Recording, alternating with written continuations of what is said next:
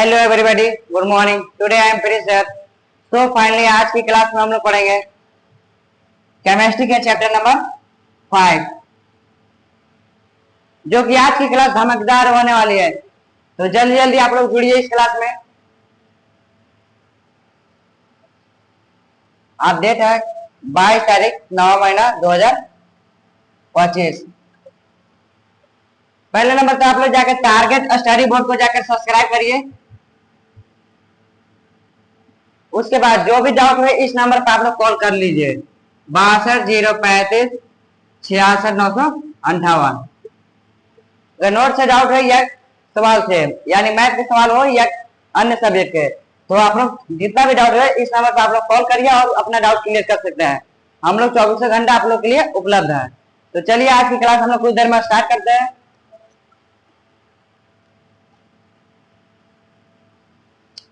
इस चैनल पर हम लोग सिर्फ MBBI क्वेश्चन करवाते हैं, यानी most very very important question.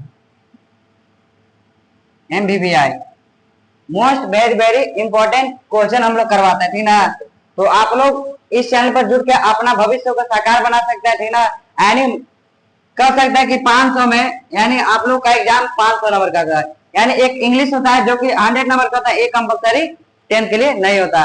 तो चलिए हम लोग 500 नंबर के लिए हम लोग पढ़ रहे हैं। तो 500 में कम से कम 450 से लगभग 470 अंक दिलाने के लिए कोशिश करेंगे, ठीक ना। तो जैसा कि आप लोग को पता हो तो मैं ऑब्जेक्टिव आप लोगों को नवंबर से करवाऊंगा।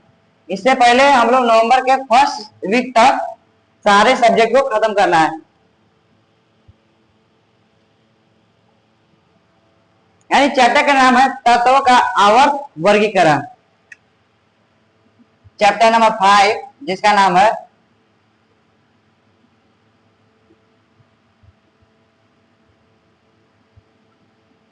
तत्वों का आवर्त वर्गीकरण। इस चैप्टर में मात्र इस चैप्टर से ज्यादा क्वेश्चन नहीं पूछता है। यानी हम पहले भी क्लास में आप लोग बताते हैं chapter number 4 and chapter number 5 and chapter number 6 है, जो यानी मुख्य रूप से ये दो चैप्टर है, इससे सवाल उतना नहीं पूछता है। हम लोग सिर्फ ध्यान देकर सिर्फ 3 चैप्टर तक पढ़ना है, 1 से लेकर 3 चैप्टर तक, क्योंकि ये जो 3 चैप्टर तक है वो बहुत सारा इससे क्वेश्चन बिहार बोर्ड के जो एग्जामिनर लोग है वो बहुत सारा इससे क्वेश्चन पूछता है, ठीक ना। तो आप लोग तैयार रहिए, क्लास हम लोग कुछ देर में स्टार्ट करते हैं।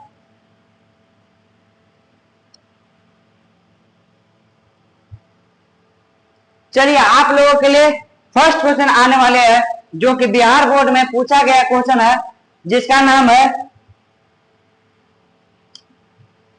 मेंडलीव के आवर्त सारणी और आधुनिक सारणी में अंतर लिखे। यानी मेंडलीव जो थे एक वैज्ञानिक थे, उनके आवर्त सारणी और आधुनिक सारणी में अंतर लिखना, जो कि बिहार बोर्ड में BM करके भी पूछा है, ठीक ना। तो चलिए हम लोग देखते हैं इसको, क्वेश्चन को लिखते हैं।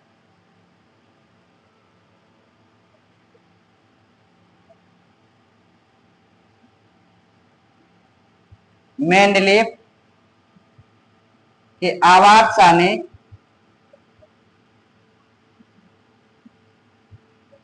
एवं या तथा या और जो भी लिख सकते हैं आप लोग, इसका मतलब एक ही होता है एवं या तथा मेंडलीव के आवर्त सारणी तथा आधुनिक सारणी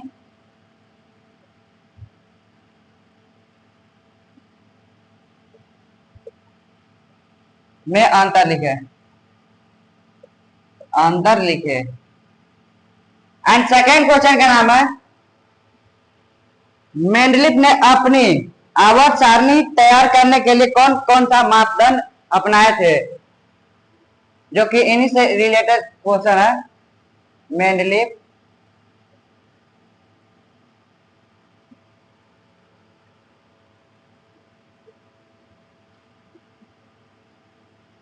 मेंडलीव ने अपने आवर्त सारणी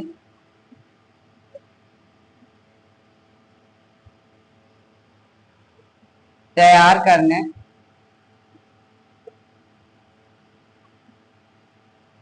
करने के लिए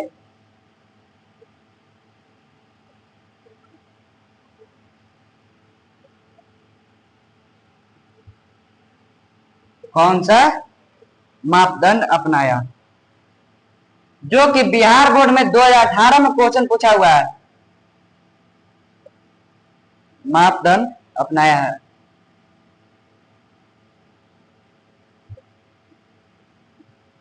अपनाया, यहीं तक छोड़ दिया। यानी मेंडलीफ ने अपने आवर्त सारणी तैयार करने के लिए कौन सा मापदंड अपनाया? तो चलिए हम लोग थर्ड क्वेश्चन को देखते हैं। इस चैप्टर में मात्र हम 3 क्वेश्चन लिए, मात्र 3 क्वेश्चन, ठीक ना? बस इतना कर लीजिएगा। इससे लगभग एक क्वेश्चन पूछ ही सकता है लगभग, ठीक ना? तो चलिए हम लोग लिख लेते हैं इस नेक्स्ट क्वेश्चन को भी।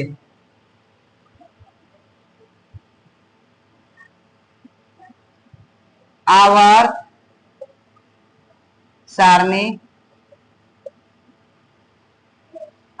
सारणी के लघु आवर्त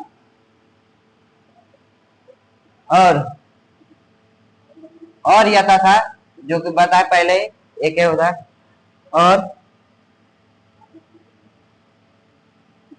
दीर्घ आवर्त क्या है? यानी क्वेश्चन पूछेगा कि मेंडलीफ का लघु आवर्त सारणी क्या है या मेंडलीफ का दीर्घ आवर्त सारणी क्या है। इसके बारे में आप लोग का अगर एक क्वेश्चन पूछेगा तो 2 नंबर पूछेगा, 2 नंबर में ऐसे क्वेश्चन पूछेगा कि मेंडलीफ का लघु आवर्त सारणी क्या है। एंड अगर 4 नंबर पूछेगा तो ऐसे पूछा मेंडलीफ का आवर्त सारणी यानी लघु आवर्त सारणी और दीर्घ आवर्त सारणी क्या है। तो चलिए आप लोग को क्लियर हो गया होगा। उसकी संख्या लिखे, यानी इसकी संख्या भी लिखना, उसकी संख्या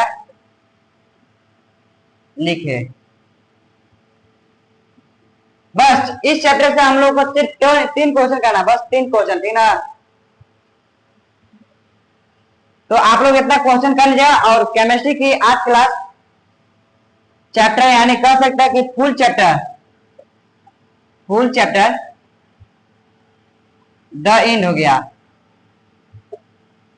और इससे पहले बायोलॉजी भी खत्म हो चुका था। जाके आप लोग पिछले वीडियो को आप लोग देखना मत भूलिएगा, क्योंकि बायोलॉजी का ऐसा क्वेश्चन हमने बताया जो कि बिहार बोर्ड में इन साल यानी 2026 में क्वेश्चन पूछेगा ही पूछेगा, उससे बाहर नहीं पूछेगा। क्योंकि मैंने इसका एनालिसिस 1 से 1.5 साल से किया हूं कि क्वेश्चन कैसे बिहार बोर्ड में पूछ रहा है, ठीक ना? चाहे वो बीबीजी गाइड हो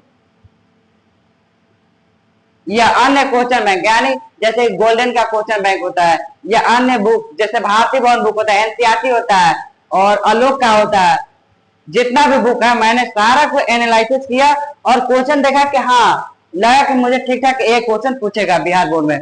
तो चलिए आज की क्लास के लिए इतना है, और मैं जाते जाते आप लोग के लिए एक शेर बोल देता हूं।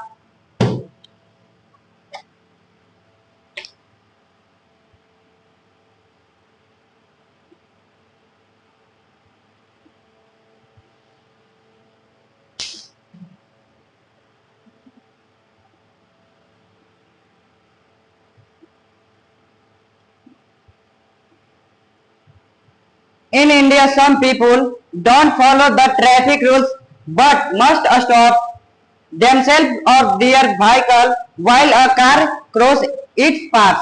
यानी कहने का मतलब है ना, इस शायर का मतलब इंग्लिश में जो मैंने शायर बोला उसका मतलब है कि जो इंडिया के पीपुल यानी जो लोग हैं वो ट्रैफिक रूल्स को नहीं मानते हैं, लेकिन अगर बिल्ली अगर पार करेगी यानी कैट्स अगर रोड को क्रॉस करेगी तो कह देगा कि हाँ बिल्ली रोड काट दी, और आगे जाने से डरेगा और किसी और को जाने के बाद जाएगा कि वो जाएगा तो उसका डेथ हो जाएगा, उसके बाद मैं जाऊं तो मेरा जीवन बच जाएगा।